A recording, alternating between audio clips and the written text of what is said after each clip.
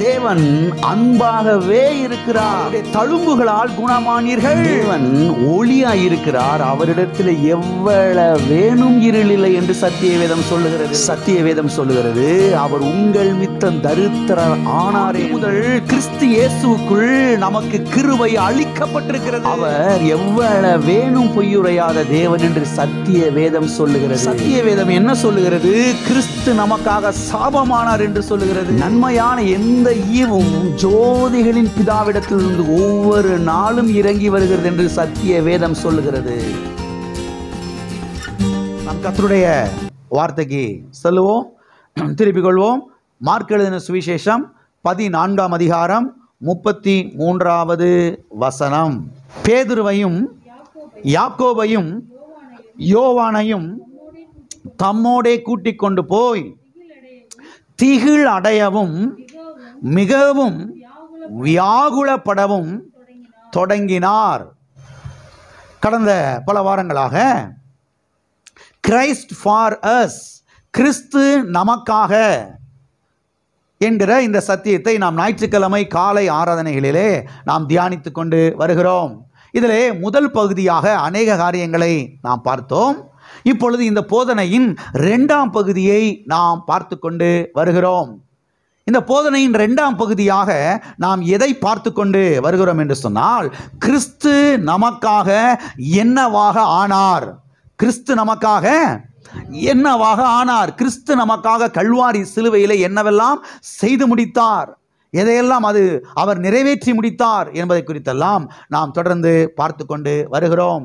அது மாத்திரமல்ல, இதிலே ஏற்கனவே 12 காரியங்களை நாம் பார்த்திருக்கிறோம். கடந்த வாரத்திலே 12வது காரியத்தை நாம் பார்த்தோம். 12வது காரியமாக நாம் எதை பார்த்தோம் என்று சொன்னால், கிறிஸ்து நமக்காக புறக்கணிக்கப்பட்டார் என்பதை குறித்து நாம் பார்த்தோம். கிறிஸ்து நமக்காக என்ன செய்யப்பட்டார்? புறக்கணிக்கப்பட்டார், ஒதுக்கி தள்ளப்பட்டார். அவர் பாருங்க அசட்டை பண்ணப்பட்டார் என்பதை குறித்து கடந்த வாரத்திலே நாம் பார்த்தோம். சரி, அவர் எதற்காக புறக்கணிக்கப்பட்டார்? எதற்காக அவர் புறக்கணிக்கப்பட்டார் என்று சொன்னால், புறக்கணிக்கப்பட்டு கிடக்கிற நம்மை சேர்த்து கொள்வதற்காக. புறக்கணிக்கப்பட்டு கிடக்கிற நம்மை பாருங்க அவர் தம்மோடு சேர்த்து கொள்வதற்காக இயேசு கிறிஸ்துவை கல்வாரி சிலுவையிலே பிதாவாகி தேவன் என்ன செய்தார்? புறக்கணித்தார். புறக்கணிக்கப்பட்டு கிடக்கிற நம்மை தூக்கி விடுவதற்காக, புறக்கணிக்கப்பட்ட நம்மை வாழ வைப்பதற்காக அவர் கல்வாரி சிலுவையிலே புறக்கணிக்கப்பட்டார் என்பதை குறித்து நாம் தெளிவாக சத்தியவேதத்திலே பார்த்தோம். ஓகே, இன்றைக்கு 13வது காரியத்தை குறித்து நாம் பார்க்க போகிறோம். 13வதாக இன்றைக்கு நாம் எதை பார்க்க போகிறோம் என்று சொன்னால், கிறிஸ்து நமக்காக திகில் அடைந்தார் என்பதை குறித்து இன்றைக்கு நாம் பார்க்க போகிறோம். கிறிஸ்து நமக்காக என்னவாயானார்? திகில் அடைந்தார் என்பதை குறித்து இன்றைக்கு நாம் பார்க்க போகிறோம். மறுபடியும் இந்த வசனத்தை நான் வாசிக்கிறேன், எல்லாரும் கவனியுங்கள். மார்க் எழுதின சுவிசேஷம் 14ஆம் அதிகாரம் 33வது வசனம். பேதுருவையும் யாக்கோபையும் யோவானையும் தம்மோடே கூட்டிக் கொண்டு போய் திகில் அடையவும் மிகவும் வியாகுலப்படவும் தொடங்கினார். திகில் அடையவும் மிகவும் வியாகுலப்படவும் அவர் என்ன செய்தார்? தொடங்கினார் என்று எழுதப்பட்டிருக்கிறது. அவர் திகில் அடைந்தார் என்பதை குறித்து இங்கே நாம் பார்க்கிறோம். சரி, திகில் என்றால் என்ன? திகில் என்று சொன்னால் பயம் என்று அர்த்தம். திகில் என்றால் அச்சம் என்று அர்த்தம். திகில் என்றால் பேரச்சம் என்று அர்த்தம். திகில் என்று சொன்னால் ஹாரர், அதாவது பயந்து நடுங்குதல், திகில் அடைதல், பேரச்சம், பெரிய ஒரு பயம் என்று அர்த்தம். ஆகவே இங்கே ஆண்டவராகிய இயேசு கிறிஸ்து கல்வாரி சிலுவைக்கு போவதற்கு முன்பதாக அவர் கெத்செமனே தோட்டத்திலே திகில் அடைகிறதை நாம் பார்க்கிறோம். அருமையான தேவனுடைய பிள்ளைகளே, கவனியுங்கள். பயம் என்றால் என்னவென்றே தெரியாத தேவன் இங்கே திகில் அடைகிறதை நாம் பார்க்கிறோம். தேவன் பயந்ததை நீங்க பார்த்திருக்கிறீங்களா? தேவனால பயப்பட முடியுமா? பயம் என்றால் என்னவென்றே தெரியாத தேவன் இங்கே கெத்செமனே தோட்டத்திலே அவர் திகில் அடைகிறதை நாம் பார்க்கிறோம். அருமையான தேவனுடைய பிள்ளைகளே, கவனியுங்கள்.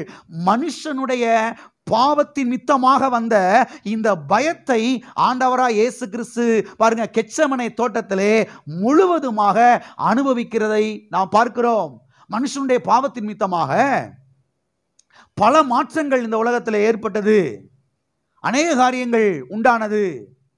அது ஒரு காரியம் என்னன்னா, மனுஷனுடைய பாவத்தின் மித்தமாக மனுஷனுடைய வாழ்க்கையிலே பயம் என்கிற ஒரு அழிவின் சக்தி நுழைந்தது.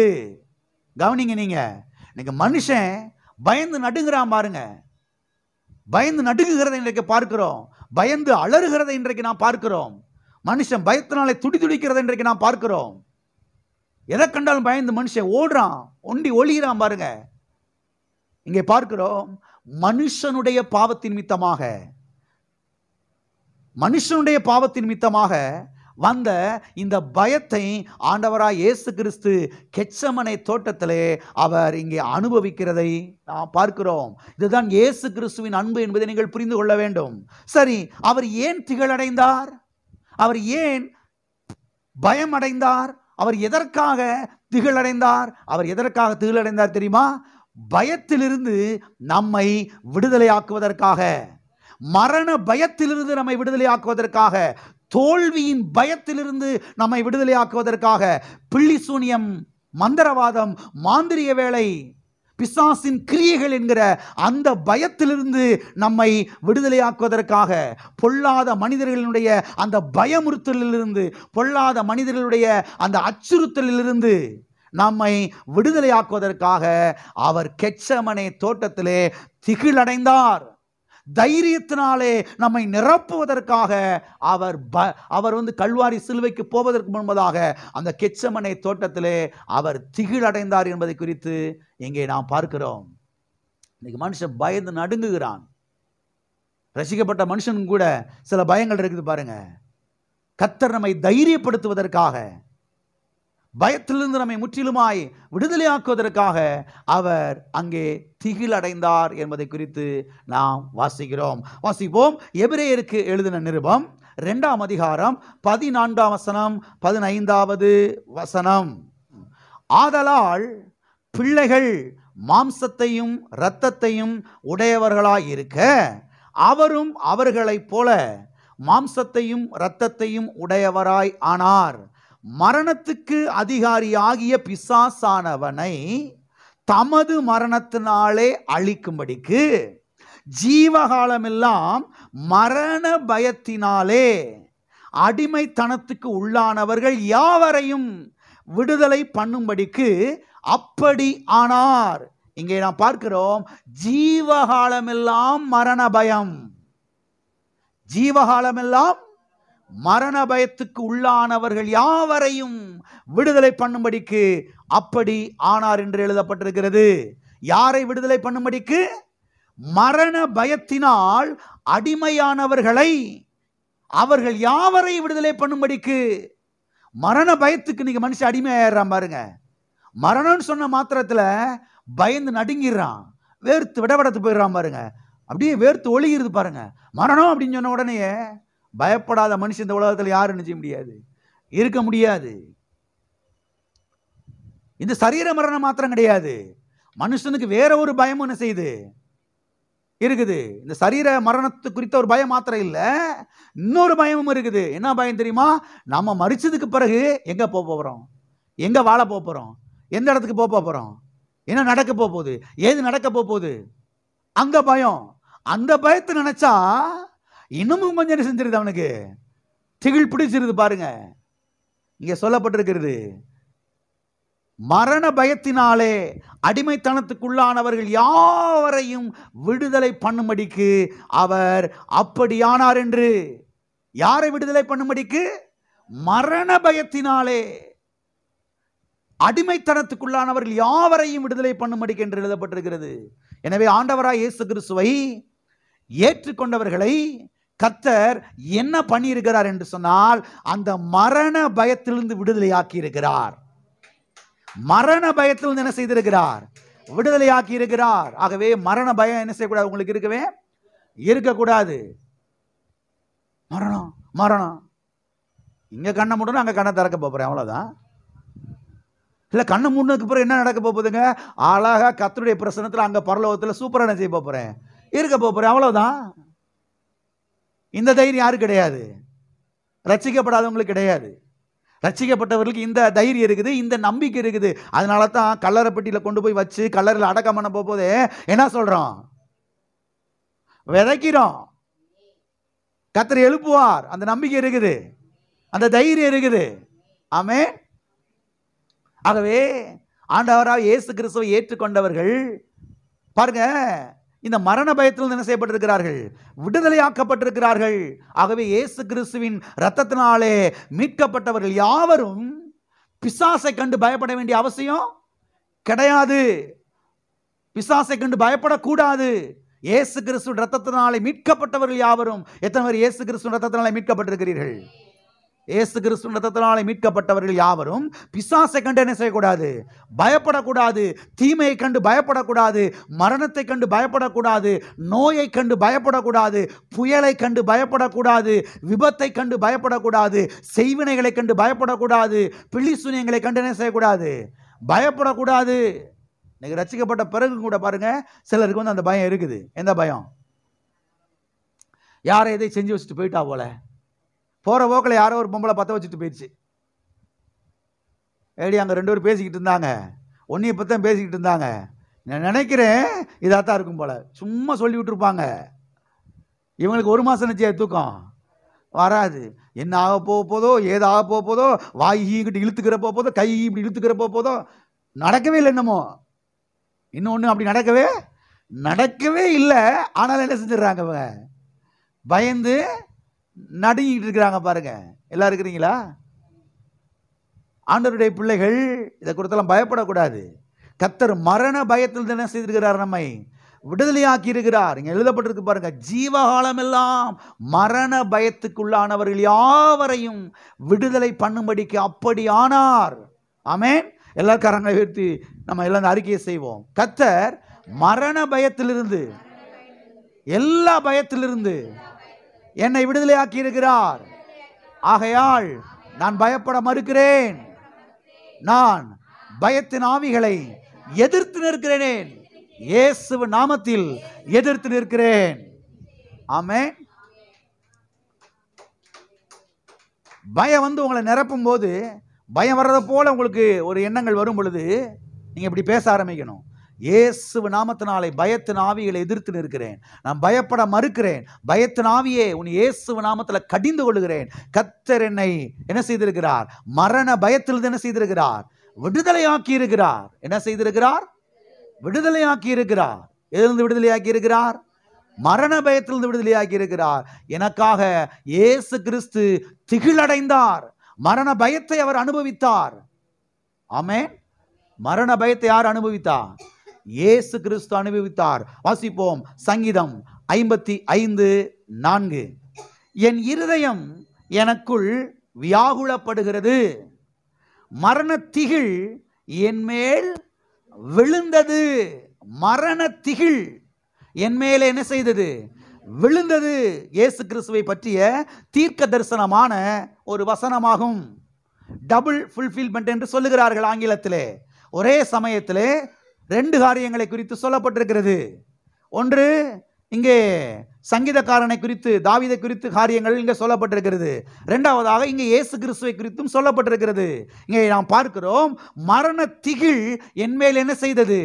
விழுந்தது. இயேசு கிறிஸ்துவின் மேலே மரண திகில் விழுந்தது. அப்ப இன்றைக்கு மரண திகில் நம்ம மேல விழ வேண்டிய அவசியம் கிடையாது. மரண திகிலிருந்து, மரண பயத்திலிருந்து ஆண்டவராய் இயேசு கிறிஸ்து நம்ம என்ன செய்திருக்கிறார்? விடுதலையாக்கி இருக்கிறார். ஆமென். பக்கத்தில் கைப்பிடி சொல்லுங்க, மரண பயத்திலிருந்து கர்த்தர் உங்களை விடுதலையாக்கி இருக்கிறார். ஆமென். மரண பயத்திலிருந்து கர்த்தர் விடுதலையாக்கி இருக்கிறார். பாருங்க, 3 விதமான மரணம் இருக்கிறது. ஒன்று சரீர மரணம், இன்னொன்று ஆவிக்குரிய மரணம், இன்னொன்று நித்திய மரணம்.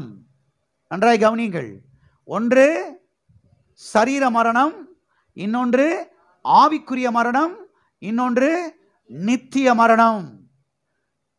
இயேசு கிறிஸ்துவை ஆண்டவராக ஏற்றுக்கொண்டவர்கள் இந்த 3 மரணத்திலிருந்து அவர்கள் என்ன செய்யப்பட்டிருக்கிறார்கள்? விடுதலையாக்கப்பட்டிருக்கிறார்கள். அதாவது சரீர மரணம் பாருங்க நியமிக்கப்பட்டிருக்கிறது. இன்றைக்கு அது நடந்தே தான் ஆகும். ஆனாலும் கூட அதுல ஒரு பெரிய ஒரு நம்பிக்கை நமக்கு என்ன செய்யப்பட்டிருக்கிறது இருக்கிறது. எப்படின்னா பாருங்க, நான் விலைக்கு சொல்றேன், கவனிங்க. முதலாவது இந்த சரீர மரணத்தை குறித்து சொல்லுகிறேன். சரீர மரணம் என்பது என்ன? சரீர மரணம் என்பது வேற ஒன்றும் கிடையாது. உள்ள இருக்கிற ஆவி மனிதன் இந்த சரீரத்தை விட்டு என்ன செய்யறான்? பிரிந்து செல்கிறான். அவ்வளவுதான். எது சரீர மரணம். ஆவிக்குரிய மரணம் என்பது என்ன? ஆவிக்குரிய மரணம் என்று சொன்னால் ஜீவனுள்ள தேவனை விட்டு, மெய்யான தேவனை விட்டு மனிதன் பிரிந்து செல்லுகிற நிலை. இதுதான் ஆவிக்குரிய மரணம். இதுதான் முதல் மனுஷனாகிய ஆதாமுடைய வாழ்க்கையில் நடந்தது. அவன் என்றைக்கு பாவத்தில் விழுந்தானோ, அவன் என்றைக்கு கர்த்தருடைய வார்த்தையை மீறி நடந்தானோ, அவன் என்றைக்கு பிசாசின் சத்தத்துக்கு செவி கொடுத்தானோ, அன்றைக்கே மனிதன் தேவனை விட்டு பிரிந்து சென்றான். இதுக்கு பேர் தான் ஆவிக்குரிய மரணம். நித்திய மரணம் என்றால் என்ன?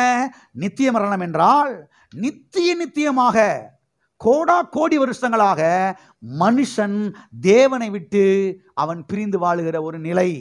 அதுதான் நித்திய மரணமாகும். ஒரு மனுஷன் இயேசு கிறிஸ்துவை ஆண்டவராய் ஏற்றுக்கொள்ளும் பொழுது அவன் மறுபடியும் தேவனோடு இணைகிறான். எல்லாரும் இருக்கிறீங்களா? அந்த ஆவிக்குரிய மரணம் நீங்கி அங்கே ஆவிக்குரிய ஜீவன் உண்டாகிறது. அவன் இயேசு கிறிஸ்துவின் மூலமாக தேவனோடு இணைகிறான்.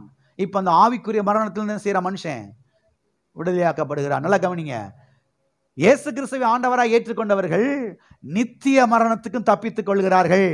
நித்தியமாக பிசாசு இருக்கிற இடத்துக்கு போகாமல் நித்தியமாய் தேவனோடு இருக்கிற இடத்துக்கு சீரார்கள் அவர்கள் செல்கிறார்கள். அது மாத்திரமல்ல, இந்த சரீர மரணம், இந்த சரீர மரணம் கூட இவனுக்கு ஒரு லாபத்தை தான் கொண்டு வருது. யாருக்கு? ரட்சிக்கப்பட்ட மனுஷனுக்கு லாபத்தை தான் கொண்டு வருது.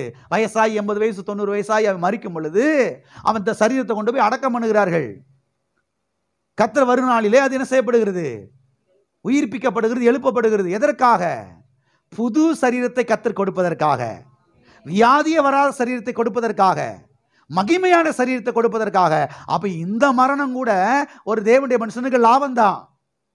எல்லாம் இருக்கிறீங்களா? வியாதி வராத சரீரத்தை எண்ணி பார்க்க முடியுதா? காய்ச்சலே வராத சரீரம், வைத்த வலியே வராத சரீரம், தலைவலியே வராத சரீரம், எந்த வியாதியுமே வராத சரீரம், சாவே வராத சரீரம்.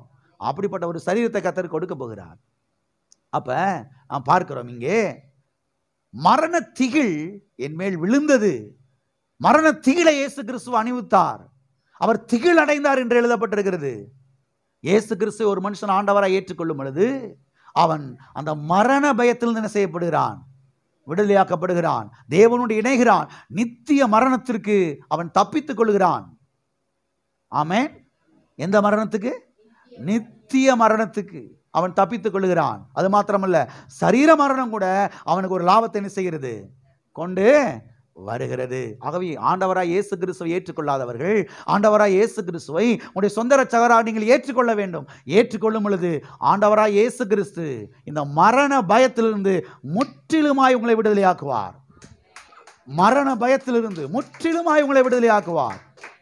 அவை உங்களுடைய நல்வாழ்வுக்காக, உங்களுடைய சமாதானத்துக்காக, உங்களுடைய நல்வாழ்வுக்காக ஆண்டவராய் இயேசு கிறிஸ்துவை ஏற்றுக்கொள்ளாதவர்கள் ஆண்டவராய் இயேசு கிறிஸ்துவை ஏற்றுக்கொள்ளுங்கள். வாசிப்போம் சங்கீதம் 18:4. மரண கட்டுகள் என்னை சுற்றி கொண்டது, துச்சன பிரவாகம் என்னை பயப்படுத்தினது. இங்கே நான் பார்க்கிறோம், மரண கட்டுகள் என்னை என்ன செய்தது? சூழ்ந்து கொண்டது. இயேசு கிறிஸ்துவை குறித்த தீர்க்க தரிசனமாய் சொல்லப்பட்ட காரியங்கள் இதெல்லாம். மரண கட்டுகள் அவரை என்ன செய்ததாம்? சூழ்ந்து கொண்டதாம். மரண பயம் அவரை சூழ்ந்து கொண்டது என்று இங்கே நாம் பார்க்கிறோம். துச்சன பிரவாகம் என்னை பயப்படுத்தினது என்று இங்கே நாம் பார்க்கிறோம். ஆகவே ஆண்டவராய் இயேசு கிறிஸ்து கல்வாரி சிலுவையிலே மரிப்பதற்கு போவதற்கு முன்பதாக அந்த கெத்செமனே தோட்டத்திலே அவர் திகிலடைந்தார், பயமடைந்தார். மரண பயம் அவரை நிரப்பினது, மரண பயம் அவரை ஆட்கொண்டது.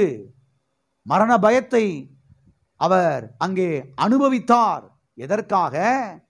மரண பயத்திலிருந்து நம்மை விடுதலையாக்குவதற்காக, தோல்வியின் பயத்திலிருந்து நம்மை விடுதலையாக்குவதற்காக, பிசாசின் பயத்திலிருந்து நம்மை விடுதலையாக்குவதற்காக, பொல்லாத மனிதர்களுடைய பயத்திலிருந்து நம்மை விடுதலையாக்குவதற்காக, பில்லிசூனியங்கள், மந்திரவாதங்கள், மாந்திரிக வேலைகள், அதிலிருந்து நம்மை விடுதலையாக்குவதற்காக, அந்த பயத்திலிருந்து நம்மை விடுதலையாக்குவதற்காக அவர் கல்வாரி சிலுவைக்கு போவதற்கு முன்பதாக அவர் திகிலடைந்தார் என்பதை குறித்து நாம் பார்க்கிறோம்.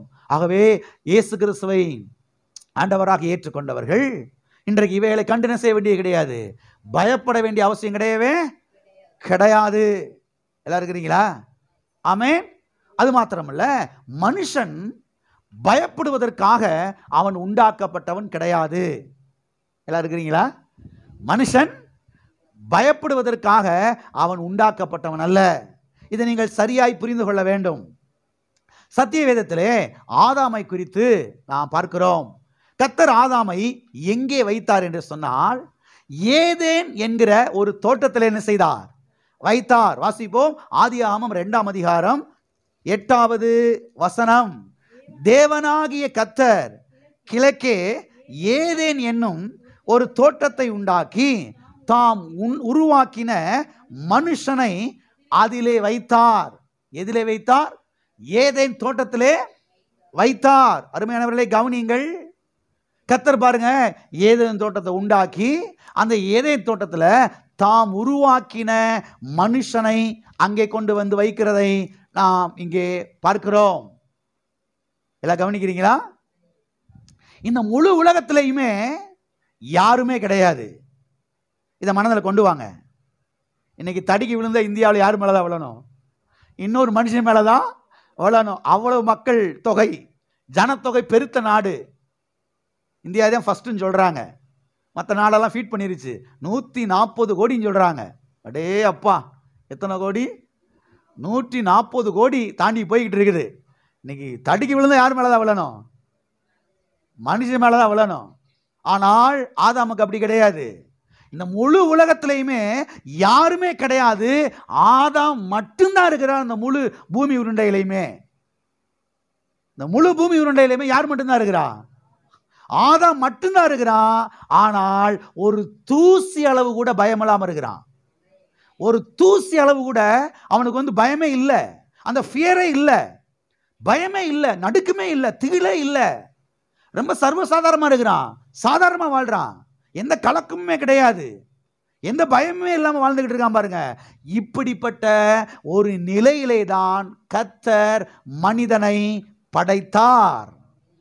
பயமில்லாதவனாய், நடுக்கமில்லாதவனாய், கலக்கமில்லாதவனாய், திகில் இல்லாதவனாய், தைரியம் உள்ளவனாய் தான் கர்த்தர் செய்தார், மனிதனை படைத்தார்.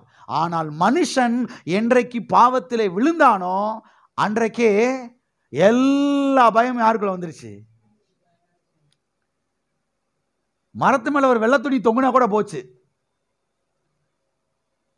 பனைமரத்து மேல ஒரு வெள்ளை துணி தொங்குனா போச்சு. இவனுக்கு 10 நாளைக்கு வகுத்தால செஞ்சிருது. மனுஷன் உருண்டுறான் பாருங்க. 2 பையலுக்கு சைக்கிளில் போயிருக்காங்க, என் ஃப்ரெண்ட்ஸுங்க சின்ன வயசில். அங்கே பார்த்தீங்கன்னா ஒரு குட்டி பனைமரம் இருந்திருக்குது. அதில் யாரோ வேஸ்டி காய போட்டுருந்துருக்கான்.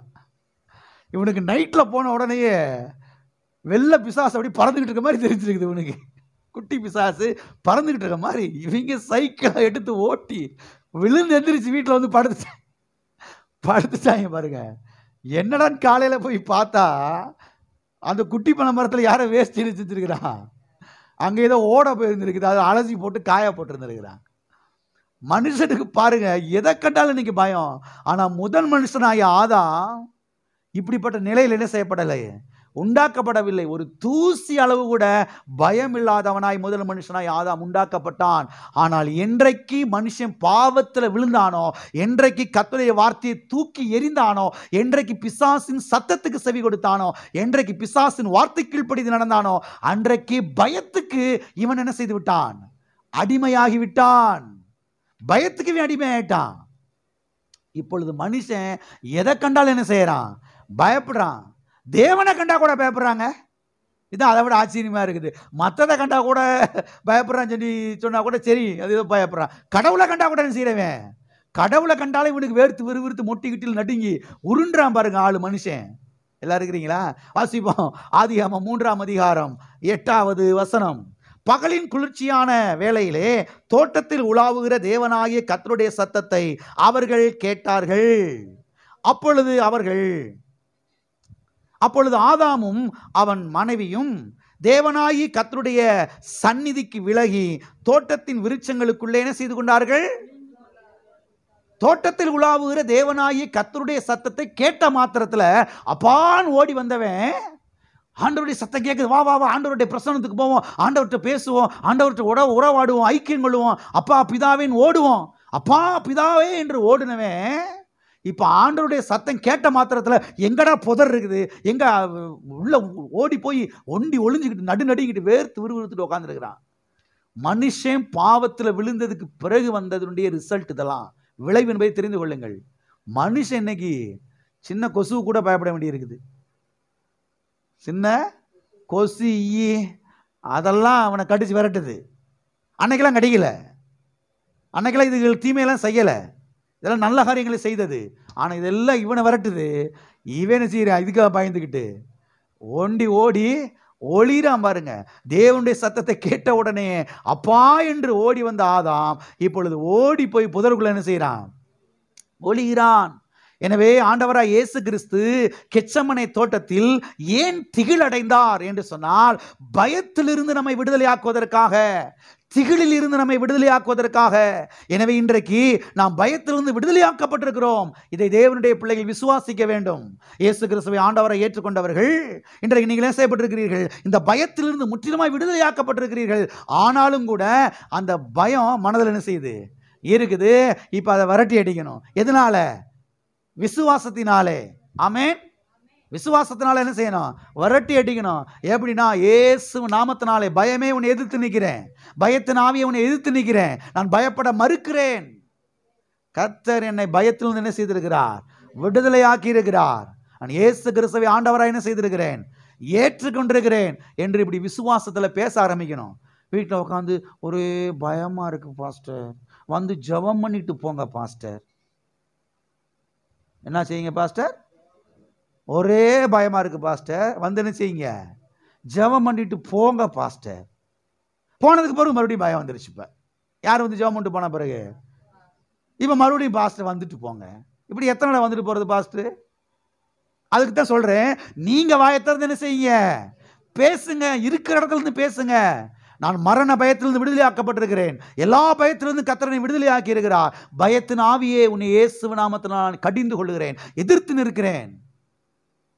ஆமென். நான் பயப்பட மறுக்கிறேன். ஆமென். பேச ஆரம்பிக்கணும். இயேசுவின் ரத்தத்தினாலே எனக்கு தைரியம் உண்டாயிருக்கிறது. இயேசுவின் ரத்தத்தினாலே எனக்கு தைரியம் உண்டாயிருக்கிறது. வாசிப்போம். எபிரேயருக்கு எழுதின நிருபம் 10ஆம் அதிகாரம் 20வது வசனம். அந்த மார்க்கத்தின் வழியாய் பிரவேசிப்பதற்கு அவருடைய இரத்தத்தினாலே நமக்கு தைரியம் உண்டாயிருக்கிறபடியினாலும், நமக்கு தைரியம் உண்டாயிருக்கிறபடியினாலும், எதனாலே நமக்கு தைரியம் உண்டாயிருக்கிறபடியினாலும்? அவருடைய இரத்தத்தினாலே. யாருடைய இரத்தத்தினாலே? இயேசு கிறிஸ்துவின் இரத்தத்தினாலே நமக்கு என்ன உண்டாயிருக்கிறது? தைரியம் உண்டாயிருக்கிறது. அப்போ பயம் வர்றதை போல சில எண்ணங்கள் உங்களுக்கு வரும் பொழுது நீங்கள் உடனே என்ன செய்ய ஆரம்பிக்கணும்? இந்த வசனங்களை குறித்து வச்சு, இந்த வசனங்களை எழுதி வச்சு, இந்த வசனத்தை மனப்பாடம் பண்ணி வச்சு வாயத்திறந்து என்ன செய்யணும்? ஒரு முறைக்கு 1000 முறை திரும்ப திரும்ப சொல்லணும்.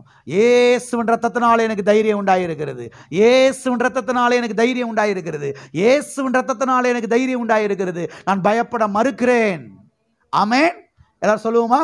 எல்லா காரங்களும் இது சொல்லுவோம். இயேசுவின் ரத்தத்தினாலே எனக்கு தைரியம் உண்டாயிருக்கிறது, இயேசுவின் ரத்தத்தினாலே எனக்கு தைரியம் உண்டாயிருக்கிறது, இயேசுவின் ரத்தத்தினாலே எனக்கு தைரியம் உண்டாயிருக்கிறது, நான் பயப்பட மறுக்கிறேன். அல்லேலூயா. பயப்பட மறுக்கிறேன். இயேசுவின் ரத்தத்தினாலே என்ன செய்திருக்கிறது? எனக்கு தைரியம் உண்டாயிருக்கிறது. ஆகவே ஆண்டவரை இயேசு கிறிஸ்துவை ஏற்றுக்கொண்டவர்கள் இந்த வசனங்களை எடுத்து பேச ஆரம்பிக்கணும். ஆமென். எத்தனை பேர் பேசலாம் நினைக்கிறீங்க? பேசுனீங்கன்னா பயம் என்ன செய்ய ஆரம்பிச்சிடும், ஓடியே போய்விடும். ஆமென். ஆகவே ஆண்டவராய் இயேசு கிறிஸ்து எதற்காக அவர் தீலடைந்தார்? இந்த பயத்திலிருந்து, மரண பயத்திலிருந்து நம்ம என்ன செய்வதற்காக? விடுதலை ஆக்குவதற்காக. அது மாத்திரமல்ல, நாம் ரட்சிக்கப்பட்ட நாளிலே, எந்த நாளிலே? நாம் என்றைக்கு இயேசுவை ஆண்டவராக ஏற்றுக்கொண்டோமோ அந்த நாளிலே, அந்த நேரத்திலே, நாம் ரட்சிக்கப்பட்ட நாளிலே தேவன் நமக்கு எப்படிப்பட்ட ஒரு ஸ்பிரிட்டை, எப்படிப்பட்ட ஒரு ஆவியை அவர் நமக்கு கொடுத்திருக்கிறார் என்று சொன்னால், வாசிப்போம். ரோமருக்கு எழுதின நிருபம் 8ஆம் அதிகாரம் 15வது வசனம். அந்தபடி திரும்பவும் பயப்படுகிறதற்கு நீங்கள் அடிமைத்தனத்தின் ஆவியை பெறாமல் அப்பா பிதாவே என்று கூப்பிட பண்ணுகிற புத்திர சுவிகாரத்தின் ஆவியை பெற்றீர்கள். எப்படிப்பட்ட ஆவியை பெற்றீர்கள்? புத்திர சுவிகாரத்தின் ஆவியை, அப்பா பிதாவே என்று கூப்பிட பண்ணுகிற புத்திர சுவிகாரத்தின் ஆவியை என்ன செய்தீர்கள்? பெற்றீர்கள். எல்லாம் கவனிங்க. பெற்றீர்களா, பெறப்போகிறீங்களா?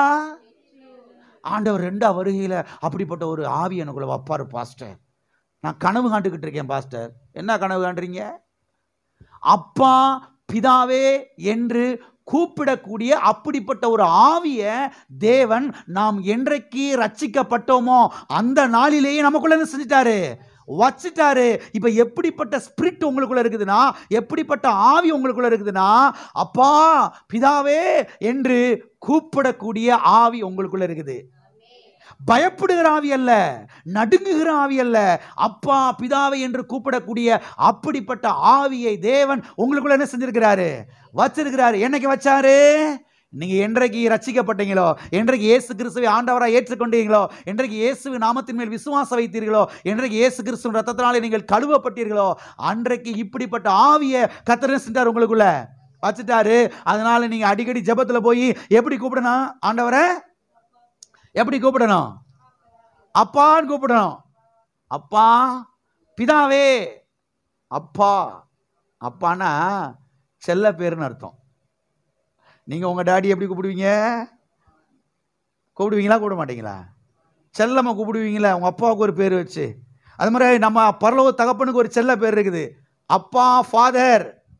அப்பா ஃபாதர் அப்படி கூப்பிடக்கூடிய ஒரு ஸ்பிரிட்டை தேவன் இருக்கிறார், நமக்கு கொடுத்திருக்கிறார். இங்கே சொல்லப்பட்டிருக்கிறது, இங்கே நான் பார்க்கிறோம், திரும்பவும் பயப்படுகிறதற்கு நீங்கள் அடிமைத்தனத்தின் ஆவியை பெறாமல்.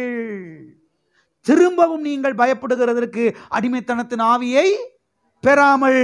அப்ப எப்படிப்பட்ட ஆவியை பெறாமல்? பயத்தின் ஆவியை பெறாமல், அடிமைத்தனத்தின் ஆவியை பெறாமல். ஆமென். எனவே நமக்குள்ளே பயத்தின் ஆவி இல்ல, அடிமைத்தனத்தின் ஆவி அல்ல, நமக்குள்ளே தைரியத்தின் ஆவி இருக்கிறது. நமக்குள்ள எப்படிப்பட்ட ஆவி இருக்குது? எப்படிப்பட்ட ஆவி இல்ல? பயத்தின் ஆவி இல்ல. எல்லாம் இருக்கிறீங்களா? அடிமைத்தனத்தின் ஆவி அல்ல. எப்படிப்பட்ட ஆவி இருக்குது? எல்லாம் இருக்கிறீங்களா? ரட்சிக்கப்படுவதற்கு முன்னதாக பயத்தின் ஆவி இருந்துச்சு, அடிமைத்தனத்தின் ஆவி இருந்துச்சு. ஆனால் இப்பொழுதோ பயத்தின் ஆவி அல்ல, தைரியத்தின் ஆவி இருக்கிறது. ஆனால் இப்பொழுதோ அடிமைத்தனத்தின் ஆவி அல்ல, ஆளுகை செய்யக்கூடிய ஆவி நமக்குள்ளே இருக்கிறது. ஆமென். என்ன ஆவி இருக்குது இப்ப நமக்குள்ள? ஆளுகை செய்யக்கூடிய ஆவி. இந்த ஸ்பிரிட்டை தான் கர்த்தர் முதல் மனுஷனாய் ஆதாமுக்குள்ள வச்சிருந்தாரு. அதனாலதான் கர்த்தர் அவனை பார்த்து சொன்னாரு, ஆண்டு கொள்ள கடவீர்கள். தேவன் அவர்களை ஆசீர்வதித்து நீங்கள் பல்கி பெருகி பூமி நிரப்பி ஆண்டு கொள்ளுங்கள் என்று என்ன செய்தார்? தேவன் அவர்களை ஆசீர்வதித்தார். அப்ப ஆதாமுக்குள்ள இருந்த ஆவி என்ன? ஆண்டு கொள்ளக்கூடிய ஆவி, ஆளுகை செய்யக்கூடிய ஆவி. பாவத்தின் நிமித்தமா மனுஷன் அதை இழந்துட்டான். இப்ப மீட்பின் மூலமாக அதே ஆவியை கர்த்தர் நமக்குள்ள வச்சுட்டாரு. இப்ப நமக்குள்ள அடிமைத்தனத்தின் ஆவி அல்ல, நமக்குள்ள பயத்தின் ஆவி அல்ல, நமக்குள்ளே தைரியத்தின் ஆவி இருக்கிறது. நமக்குள்ளே ஆளுகை செய்யக்கூடிய ஆவி என்ன செய்கிறது? இருக்கிறது. என்ன ஆவி இருக்குது? ஆளுகை செய்யக்கூடிய ஆவி. எல்லாம் சொல்லுங்க, எனக்குள்ளே பயத்தின் ஆவி அல்ல, ஆளுகை செய்யக்கூடிய ஆவி இருக்கிறது. என்ன ஆவி இருக்குது? ஆளுகை செய்யக்கூடிய ஆவி இருக்கிறது. அடிமைத்தனத்தை ஆவி அல்ல. அதனால தான் நான் அடிக்கடி சொல்றது, ஜெபத்துல போய் ஆண்டவரே நான் அடிமை வந்திருக்கிறேன் ஆண்டவரே அப்படின்னு சொன்னீங்கன்னா ஓங்கி தலையில கொட்டு போடணும். நான் சொன்ன போன வாரம் மற்ற கிறிஸ்தவங்க ஜெபிக்கிற மாதிரி ஜெபிக்க கூடாது. மற்றவங்க ஜெபிக்கிறதெல்லாம் அப்படியே கவனிச்சு அதே மாதிரி வாயில வச்சு நீங்கள் ஜெபிக்க என்ன செய்யக்கூடாது, பழகக்கூடாது. அநேக கிறிஸ்தவர்கள் தவறாத்தான் ஜெபிக்கிறாங்க. நான் அடிமை வந்திருக்கிறேன் ஆண்டவரே. கர்த்தர் சொல்றாரு, உனக்குள்ள என்ன ஆவி கிடையாது, அடிமைத்தனத்தின் ஆவி கிடையாது, பயத்தின் ஆவி கிடையாது. அப்பா பிதாவே என்று கூப்பிடக்கூடிய ஆவி என்ன செஞ்சிருக்கிறேன் உனக்குள்ள நான் வச்சிருக்கிறேன். இப்ப என் பிரசனத்துக்கு வரும் பொழுது அடிமைன்னு பேசாத, கழுதன் பேசாத, குப்பன் பேசாத, கழுதன் பேசாத, சாக்கடத்தடின்னு பேசாத, புழுன்னு பேசாத, மண்ணுன்னு சொல்லாத, என்னை கேவலப்படுத்தாத, என்னை அவமானப்படுத்தாத. ரத்தத்தை சிந்தி உன்னை என்ன செஞ்சிருக்கிறேன், என் பிள்ளையா மாத்தி இருக்கிறேன். அந்த ஆவி உனக்குள்ள வச்சிருக்கிறேன். அப்பா பிதாவை என்று கூப்பிடக்கூடிய அந்த ஆவி உனக்குள்ள வச்சிருக்கிறேன். இப்போ அதை வச்சுக்கிட்டு திருப்பி வந்து பழைய மாதிரியே ரட்சிக்கப்படுறதுக்கு முன்னதாக உனக்குள்ள இருந்துச்சு பயத்தின் ஆவி, அடிமைத்தனத்தின் ஆவி, அது மாதிரி இப்போ வந்து நான் அடிமை வந்திருக்கிறேன் ஆண்டவர் சொன்னா உனக்கு அறிவில்லை, உன் ஜெபத்துக்கு பதில் வராது, நீ வெற்றி பெற முடியாது. அநேக கிறிஸ்தவர்கள் தோற்று போனதுக்கு காரணம் தான், தெரிந்து கொள்ளுங்கள். வருஷம் 30 ஆச்சு, இன்னும் அடிமைத்தனத்தின்ற வார்த்தை என்ன செய்யல, போகல. இன்னமும் 30 வருஷமா அடிமை அடிமைன்னு தான் பேசிக்கிட்டு இருக்கிறாங்க. ஜெபத்துக்கு பதில் வரல. உங்களுக்குள்ள ஒரு பெரிய திருப்தி, நான் ஆண்டோடைய சமூகத்துக்கு போய் அடிமைன்னு 10 முறை சொல்லிட்டேன். அவனுடைய பரலோகத்துக்கு போன பிறகு ஆண்டவர், நீ எத்தனை முறை சொன்ன அடிமைன்னு? 25 முறை. வா, உனக்கு ஃபர்ஸ்ட் பிரைஸ் வா அப்படின்னு பரலோகத்தில் வந்து பிரேஸ் கொடுக்க போகிறது மாதிரி இவங்க நினச்சிக்கிட்டு இருக்காங்க. கர்த்தர் சொல்றாரு, சுத்த இதாக இருந்திருக்க போ, உனக்கு ஒரு அறிவு இல்லை. உனக்குள்ள எப்படிப்பட்ட ஆவியை நான் வச்சிருக்கிறேன். திரும்பவும் பயப்படுகிறதற்கு அடிமைத்தனத்தை ஆவி அல்ல, அப்பா பிதாவே என்று கூப்பிட பண்ணுகிற புத்திர சுவிகாரத்தின் ஆவி என்ன செஞ்சிருக்கிறேன் உனக்குள்ள வச்சிருக்கிறேன். அதனால வீட்டில் இருக்கும் போகும்போது போகும்போது வரும்போது அடிக்கடி என்ன செய்யுங்க, அப்பா பிதாவேன்னு கூப்பிடுங்க. கர்த்தர் சொல்லுவாரு, மகனே இதை இருக்கிறேன்பா, மகளே இதை இருக்கிறேன், உன் பக்கத்துல தான் இருக்கிறேன், உனக்குள்ளதான் இருக்கிறேன்னு சொல்லுவாரு. பெரிய தைரியம் வரும். அப்பா பிதாவின் கூப்பிட்டு பாருங்க, எவ்வளவு தைரியம் வருது தெரியுமா உள்ள. நீங்க அடிமைன்னு சொல்லி பாருங்க, உள்ள பயமும் நடுக்கும் திகிலும் பற்றி பிடிச்சிரும். ஏற்கனவே பயம்தான் கிடக்குறாங்க சிலர். இதுல நீ இதை பேச பேச எப்படி வந்துடும், இன்னமும் பயம் உள்ள பத்தி பிடிச்சிரும். 10 பேர் சேர்ந்து ஜெபம் பண்ணி உங்களை உலுக்கி தூக்குங்க சிஸ்டர், எந்திரிங்க சிஸ்டர் நீ எழுப்பணும் சில ஆட்களை. ஏன்னா அடிமைன்னு பேசி பேசி என்ன எழுந்திரிச்சு உள்ள அடிமைத்தனத்தின் ஸ்பிரிட்டு, அந்த எண்ணங்கள் நிறைஞ்சு அப்படியே சோர்ந்து போயிட்டாங்க. நீங்க அந்த இடத்துல இருக்கக்கூடாது. அப்பா பிதாவேன்னு கூப்பிடுங்க. கூப்பிடுவோமா? சொல்லுங்க, அப்பா பிதாவே உமக்கு ஸ்தோத்திரம். அப்படி பேசுங்க அடிக்கடி. போகும்போது வரும்போது வேலை பார்க்கும்போது வெங்காயத்தை நறுக்கும்போது அப்பா பிதாவே ஸ்தோத்திரம் சொல்லுங்க. தகப்பனே நீர் நல்லவர், அப்பா நீர் பெரியவர், உடைய அன்பு பெரியதுப்பா, நீர் இறக்கமுள்ளவருப்பா. அப்படி பேசி பாருங்க, அப்பான்னு கூப்பிட்டு பாருங்க எவ்வளவு தைரியம் வருதுன்னு. ஆனால் அடிமைன்னு கூப்பிட்டீங்கன்னா இன்னைக்கு இல்லை என்னைக்குமே நீங்கள் எந்திரிக்க முடியாது. மேலே 100 ரூபா பத்திரத்தை கொண்டு வாங்க, எழுதி வேணா கொடுக்குறேன், கையெழுத்து போட்டு தர்றேன், சர்ச்சோடைய சீல் வச்சு கொடுக்குறேன், எந்திரிக்கவே முடியாது. எல்லாம் இருக்கிறீங்களா? ஆகவே அநேக கிறிஸ்தவர்கள் ஜெபிப்பது போல என்ன செய்யக்கூடாது, நீங்க ஜெபிக்க கூடாது. ஆகவே நமக்குள்ளே பயத்தின் ஆவி அல்ல, அடிமைத்தனத்தின் ஆவி அல்ல, நமக்குள்ளே ஆளுகை செய்யக்கூடிய ஆவிதான் என்ன செய்கிறது இருக்கிறது. என்ன ஆவி இருக்குது? ஆளுகை செய்யக்கூடிய ஆவி. சரி, ஆளுகை செய்யக்கூடிய ஆவிதான் நமக்குள்ள இருக்குதுன்னா நம்ம இப்ப என்ன செய்யணும்? ஆளுகை செய்யணும். சரி, இப்ப அடுத்த கேள்வி, எதை ஆளுகை செய்யணும்? சுத்தி முத்தி கரெக்டா அங்க வந்தாச்சு. அங்கதான் வருவேன் நான். ஏன்னா உங்களுக்கு விளங்கணும்ல, எதை ஆளுகை செய்யணும்? சரி, இப்படி வர்றேன். முதல் மனுஷனாய் ஆதாம் எதெல்லாம் ஆளுகை செஞ்சான்? அது விளங்கிருச்சுன்னா இப்ப இது விளங்கிடும். முதல் மனுஷனாய் ஆதாம் எதை ஆளுகை செஞ்சான்? எல்லாவற்றையும் ஆளுகை செஞ்சான். பூமி அனைத்தையும் ஆளக்கடவர்கள், பூமியில் மேலே ஊரும் பிராணிகள். வாசிருக்கீங்களா?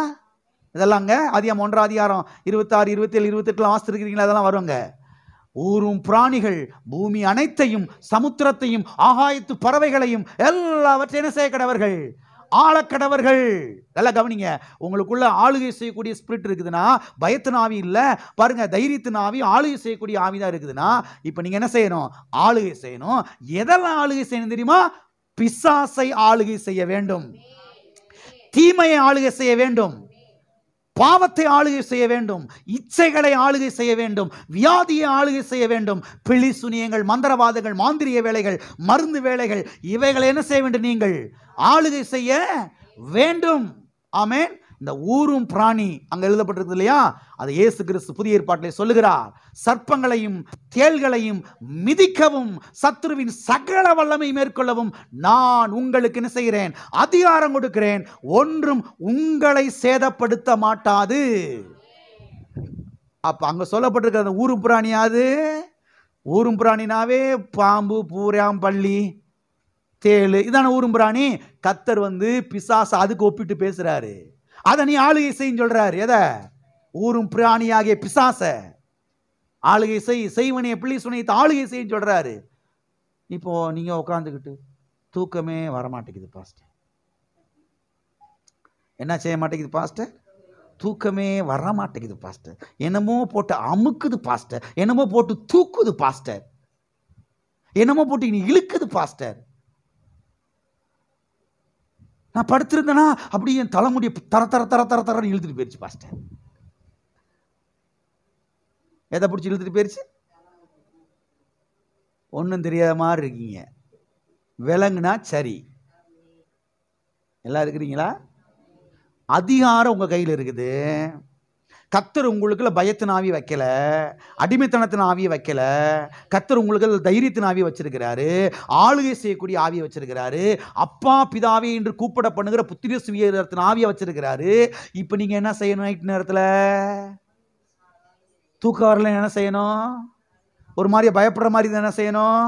எழுந்திரிச்சு உங்க பெட்டுக்கு பக்கத்துலேயே நடந்துக்கிட்டு, அப்பா பிதாவே ஸ்தோத்திரம், தைரியத்தின் ஆவிக்கா ஸ்தோத்திரம், ஆளுகை செய்யக்கூடிய ஆவிக்கா ஸ்தோத்திரம், இயேசு நாமத்தினாலே பயத்தின் ஆவி ஆளுகை செய்கிறேன், எல்லா பயத்தின் ஆவியை துரத்துறேன் இயேசு நாமத்தினாலே. நான் பயப்பட மறுக்கிறேன், பயப்பட மறுக்கிறேன் இயேசு நாமத்தினாலே. பிசாசை நான் கடிந்து கொள்கிறேன், பிசாசை இயேசு நாமத்தினாலே நான் அதட்டுகிறேன் என்று என்ன செய்ய வேண்டும்? நீங்கள் பிசாசை அதட்ட வேண்டும், கடிந்து கொள்ள வேண்டும், ஜெயம் எடுக்க வேண்டும்.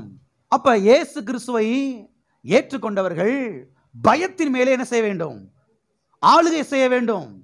நீங்க பயந்து நடிக்கிட்டு இருக்க கூடாது, அதன் மேல நீங்கள் என்ன செய்ய வேண்டும்? ஆளுகை செய்ய வேண்டும். எத்தனை பேர் ஆளுகை செய்யலாம் நினைக்கிறீங்க?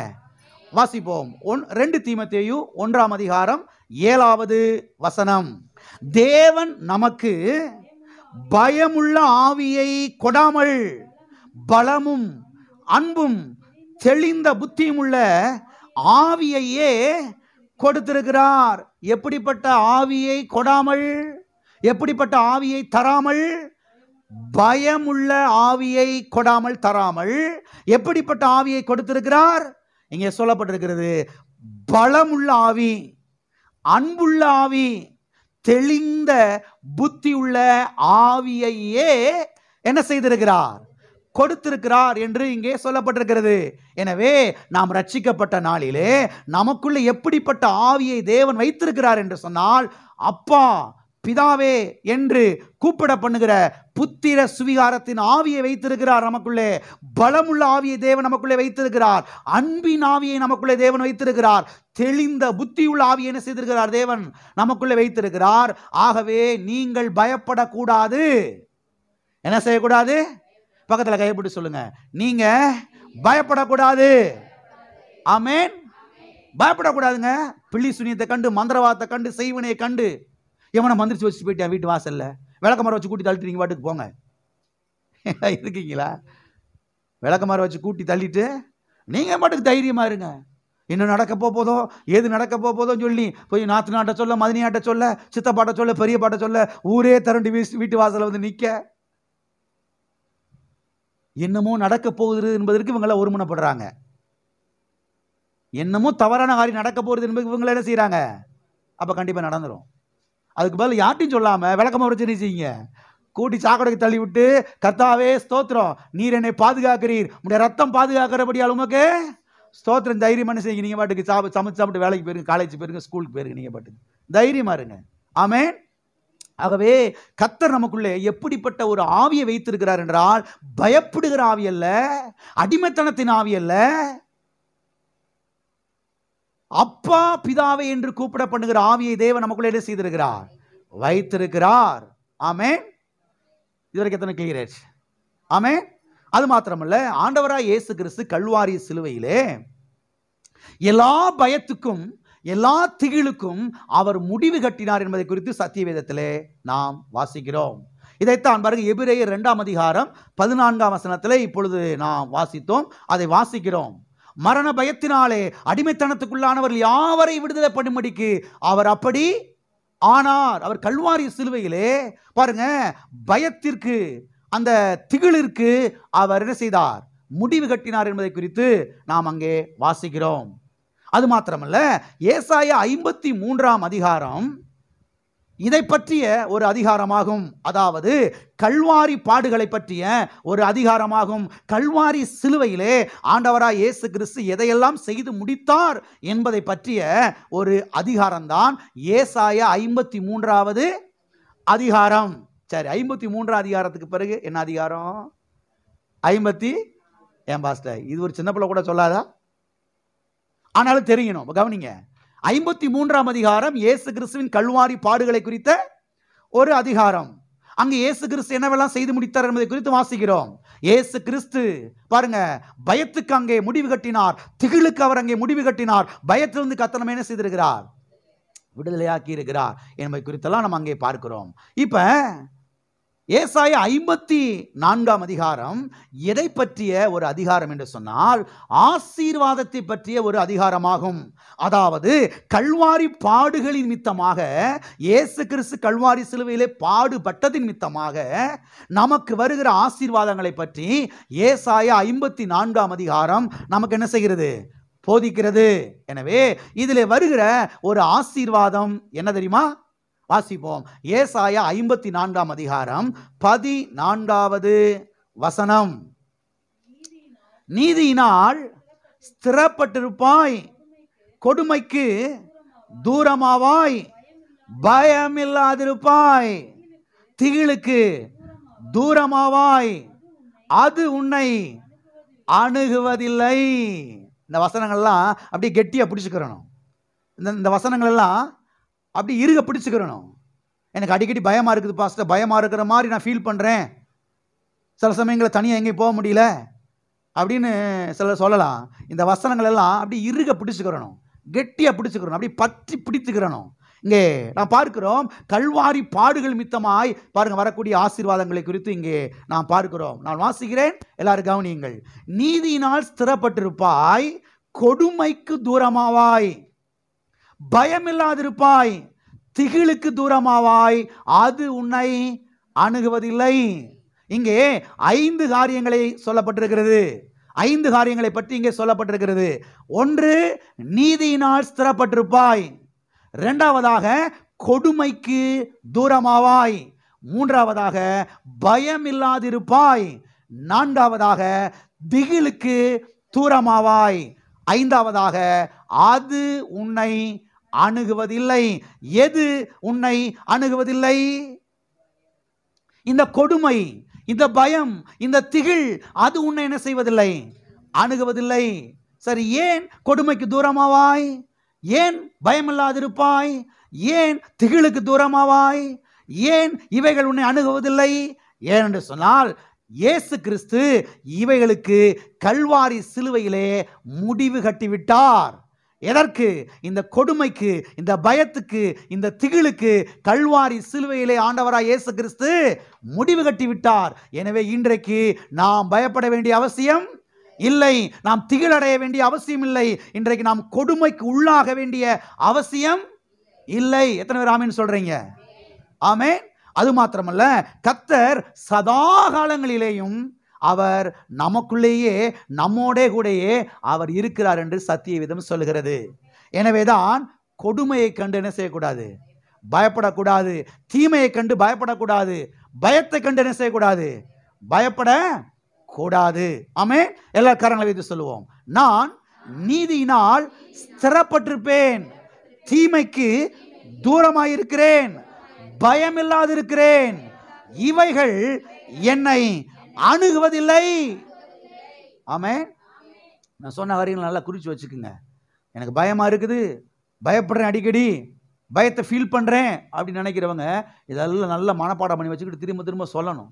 பயம் என்னை அணுகுவதில்லை, திகிலு தூரமாயிருக்கிறேன், கொடுமை என்னை அணுகுவதில்லை, நான் நீதியினால் ஸ்திரப்பட்டிருக்கிறேன், அது என்னை அணுகுவதில்லை. ஆமென். ஆகவே ரட்சிக்கப்பட்ட நாளிலே நமக்குள்ளே இருந்த எல்லா பயத்தின் ஆவிகள் என்ன செஞ்சிருச்சு? வெளியே போயிருச்சு. நமக்குள்ள என்ன ஆவி வந்துருச்சு? தைரியத்தின் ஆவி, ஆளுகை செய்யக்கூடிய ஆவி, அப்பா பிதாவை என்று கூப்பிட பண்ணுகிற அந்த புத்திர சுவிகாரத்தின் ஆவி நமக்குள்ள என்ன செய்திருக்கிறது? வந்திருக்கிறது. ஆகையால் இன்றைக்கு நாம் பயப்பட வேண்டிய அவசியம் கிடையாது. ஆமென். அது மாத்திரமல்ல, ஆண்டவராய் இயேசு கிறிஸ்து யார் என்றால், நல்லா கவனிக்கிறீங்களா?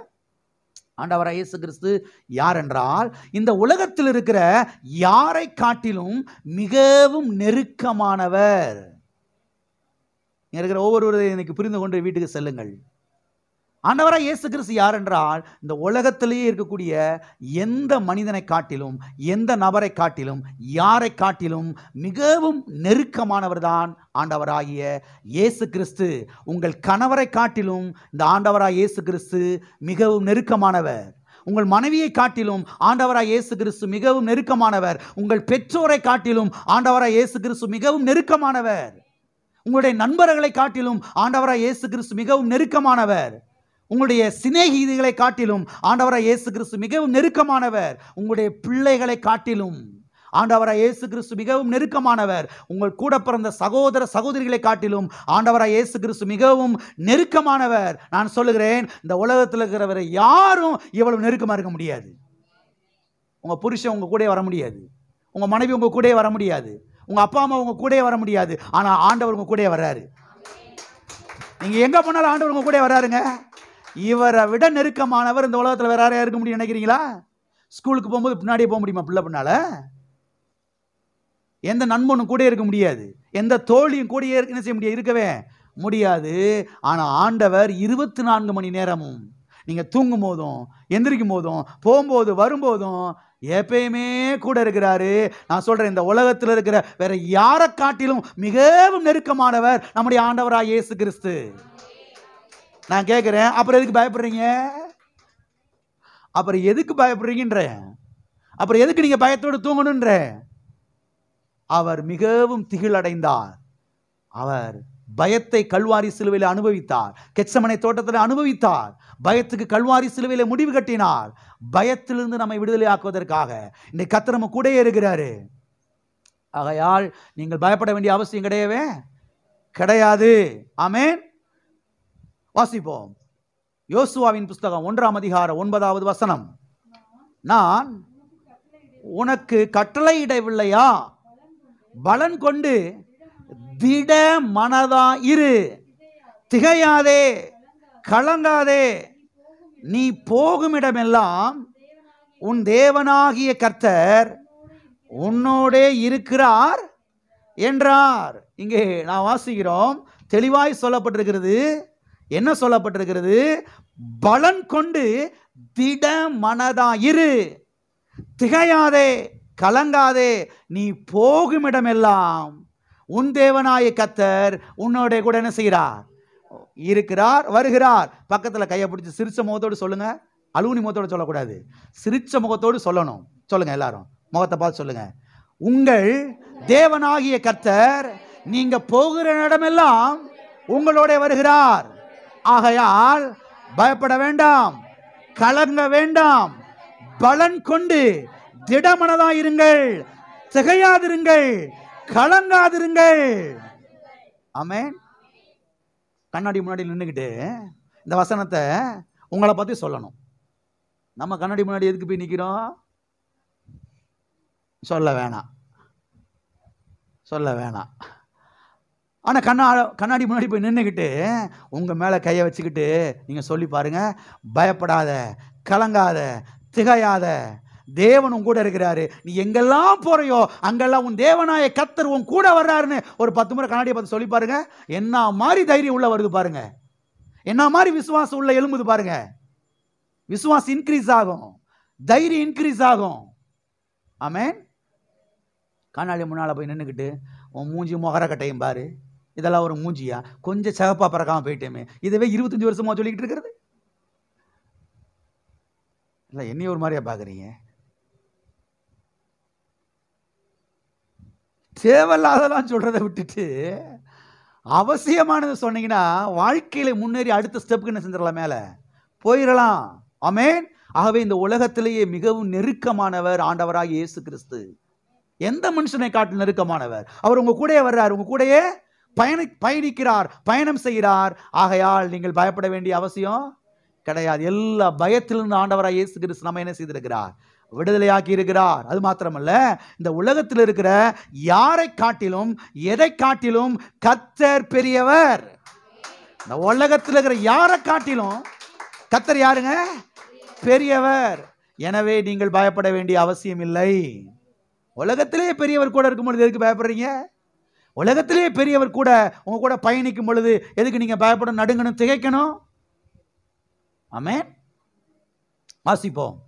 எபிரேயர் 13ஆம் அதிகாரம் 5வது வசனம். நீங்கள் பண ஆசை இல்லாதவர்களாயிருந்து உங்களுக்கு இருக்கிறவைகள் போதும் என்று எண்ணுங்கள்.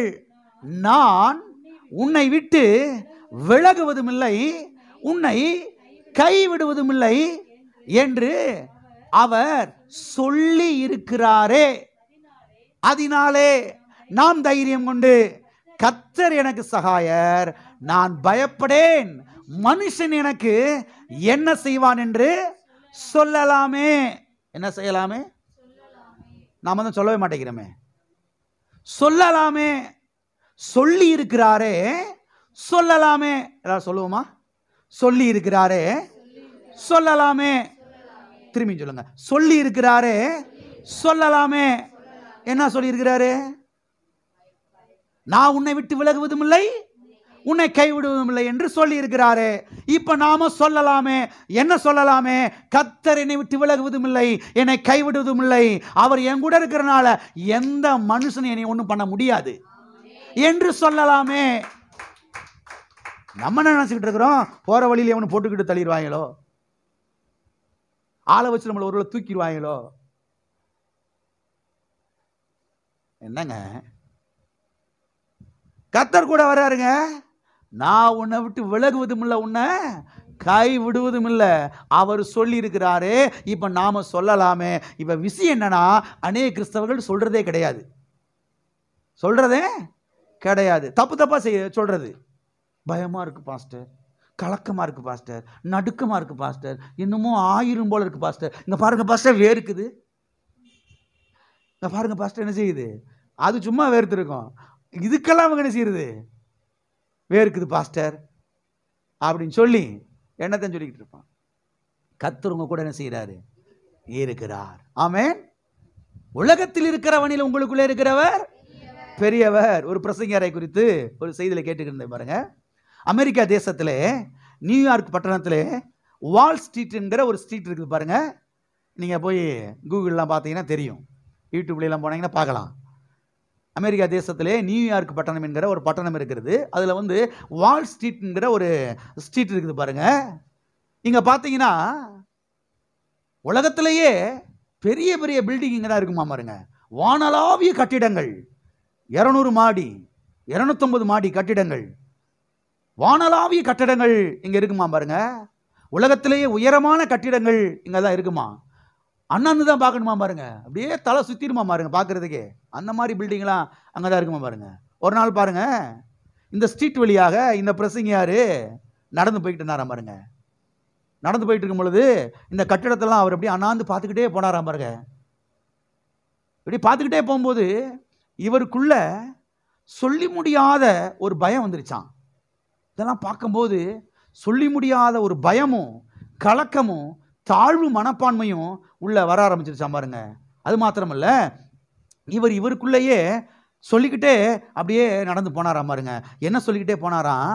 நான் எவ்வளவு சின்ன மனுஷன், நான் எவ்வளவு சின்ன மனுஷன், இந்த உலகம் எவ்வளோ பெரிய உலகம், அப்பா எவ்வளோ பெரிய பில்டிங் இருக்குது, வானளாவிய கட்டிடங்கள் இருக்குது, நம்மளாம் இம்மாந்துண்டு ஆளு, ஒரு சின்ன ஆளு, சாதாரண ஆளு அப்படின்னு பாருங்க தனக்குள்ளேயே சொல்லிக்கிட்டே இப்படி போனாராம் பாருங்க. சொன்னது மாத்திரமில்ல, இவருக்குள்ள சொல்லி முடியாத அந்த பயமும் கலக்கமும் வேதனை இவருக்குள்ள அப்படியே உள்ள எலும்ப ஆரம்பிச்சிருச்சா பாருங்க. அது மாத்திரமில்ல, கொஞ்ச நேரம் கழிச்சு கர்த்தர் இவரோடு பேச ஆரம்பிச்சாராம். கர்த்தர் உள்ளத்திலிருந்து உணர்த்த ஆரம்பிச்சாராம். கர்த்தர் உள்ளத்திலிருந்து சத்தம் கொடுத்தாராம் பாருங்க.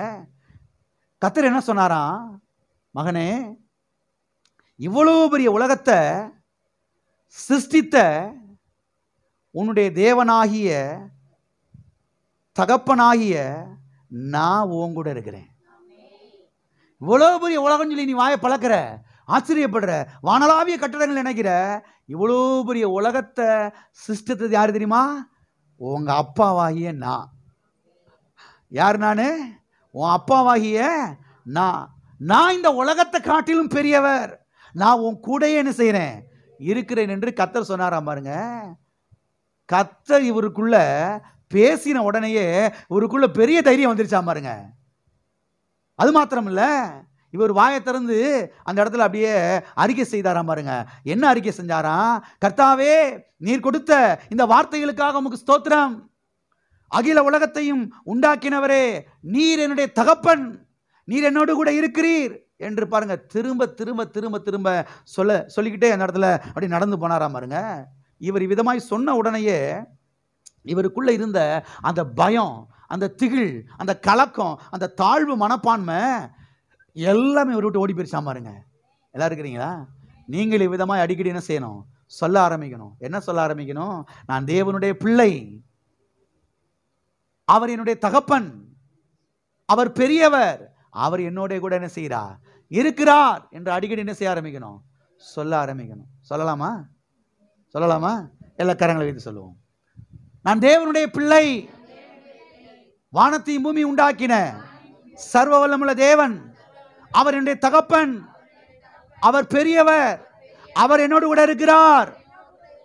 ஆமே. இப்படி அடிக்கடி சொல்லி பாருங்க, உள்ள தைரியம் நிறைய வந்துடும். யாரு கூட இருக்கிறாங்களோ இல்லையோ, கர்த்தர் என்ன செய்யறாரு, இவ்வளோ பெரிய உலகம்னு சொல்றோம். இவ்வளவு பெரிய உலகத்தையும் படைச்சவர் யார் தெரியுமா? எங்க அப்பா, என்னுடைய தகப்பன். அவர் என் கூட இருக்கிறாரு. அவர் என்னை விட்டு என்ன செய்யல, போகல. அவர் என்னை விட்டு விலகுவதும் இல்லை என்னை. ஆகவே பயமும் கலக்கமும் திகிலும் நம்முடையது கிடையாது. விசுவாசமும் தைரியமும் துணிச்சலும் தான் நம்முடையது. ஆமென். தைரியமும் விசுவாசமும் துணிச்சலும் தான் நம்முடையதா இருக்கிறது. ஆகையால் தான் சத்தியவேதம் சொல்லுகிறது, நீதிமான்களோ சிங்கத்தை போல தைரியமாயிருக்கிறார்கள். நீதிமான்களோ எப்படி தைரியமா இருக்கிறாங்க?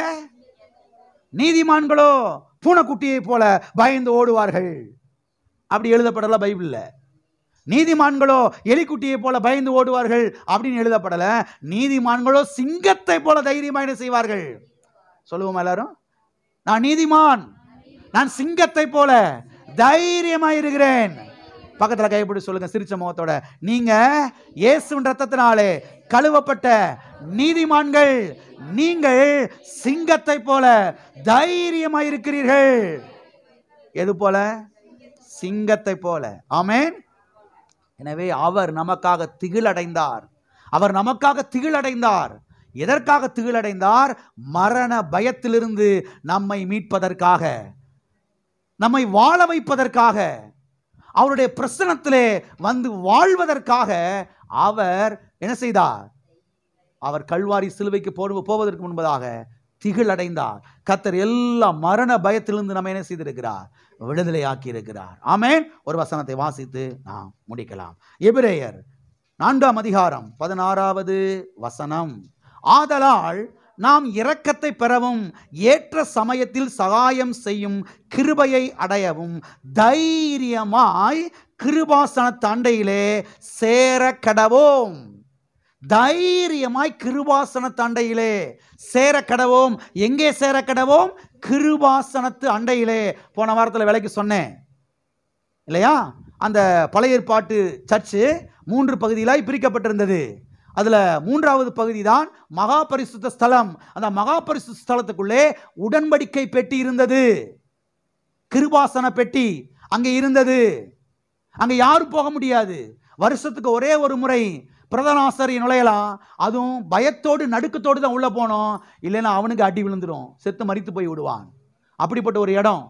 ஆனால் இன்றைக்கு புதிய ஏற்பாட்டிலே சொல்லப்பட்டிருக்கிறது, கிருபாசனத்து அண்டையிலே தைரியமா என்ன செய்ய கடவர்கள்? சேர கடவர்கள். இயேசு கிறிஸ்துவின் ரத்தத்தினாலே மீட்கப்பட்டவர்கள் இன்னைக்கு தைரியமா எங்க வரலாம்? தேவ பிரசன்னத்துக்கு வரலாம், தேவ சமூகத்துக்கு வரலாம். அப்பா பிதாவை நேரு ஆண்டவருடைய மடியில உட்காரலாம், உறவாடலாம், ஐக்கியம் கொள்ளலாம். பயந்து நடுங்க வேண்டிய அவசியம் கிடையவே கிடையாது. அவர் தேவன், அதே சமயத்தில் நமக்கு அப்பாவா என்ன செய்கிறார்? இருக்கிறார். ஆமென். முதல் மனுஷனாய் ஆதாம் பாவத்தில் விழுந்த பிறகு அவன் ஓடி ஒண்டி போய் புதர்களை ஒளியிறான். கர்த்தருடைய சத்தத்தை கேட்ட மாத்திரத்தில், இன்னைக்கு கர்த்தருடைய சத்தத்தை கேட்ட மாத்திரத்தில் நாம ஓடி போய் ஒளிய வேண்டிய அவசியம் இல்லை. இன்றைக்கு நாம தேவ பிரசன்னத்தில் வந்து தைரியம் என்ன செய்யலாம்? தங்கி வாழலாம். அங்கே தைரியம் என்ன செய்யலாம்? தங்கி வாழலாம். அப்படிப்பட்ட ஒரு சிலாக்கியத்தை இயேசு கிறிஸ்துவின் ரத்தம் நமக்கு என்ன செய்திருக்கிறது? உண்டாக்கி இருக்கிறது. இயேசு கிறிஸ்துவின் ரத்தம் நமக்கு அப்படிப்பட்ட ஒரு தைரியத்தை என்ன செய்திருக்கிறது?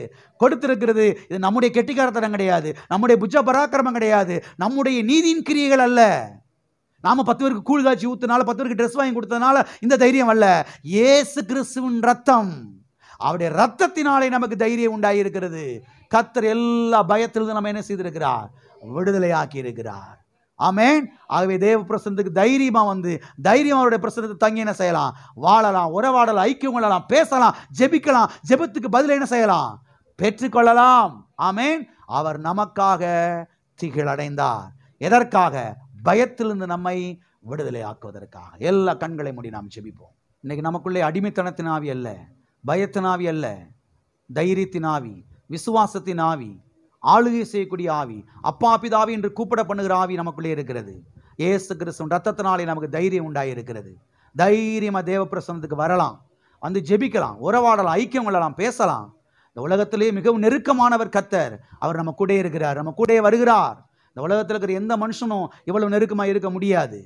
கர்த்தர் கூட இருக்கிறாரு. நான் உன்னை விட்டு விலகுவதும் இல்லை, உன்னை கைவிடுவதும் இல்லை என்று சொல்லி இருக்கிறார். இன்றைக்கு நாம் சொல்ல வேண்டும், இன்றைக்கு நாம் சொல்ல வேண்டும். ஓ ஸ்தோத்திரம். பிதாவே, இயேசு நாமத்தில் உம்முடைய சமூகத்தில் வருகிறோம். ஆசீர்வதிக்கப்பட்ட அந்த வேலைக்காக நன்றி கர்த்தாவே. இந்த சத்தியங்களுக்காக நன்றி. இந்த சத்தியங்கள் உள்ளே இறங்கட்டும்பா, வெளிப்பாடை வெளிச்சமாய் மாறட்டாண்டவரே. எல்லா மரண பயங்கள், பிசாசின் கிரியைகளை குறித்தான பயங்கள் எல்லாம் பிள்ளைகளை விட்டு நீங்குவதாக. தைரியத்தின் ஆவினாலே பிள்ளைகளை நிரப்பும், வாழவையும். அவ்விதமாய் செய்கிறீரா இருக்கா? ஸ்தோத்திரம். இயேசு நாமத்தில்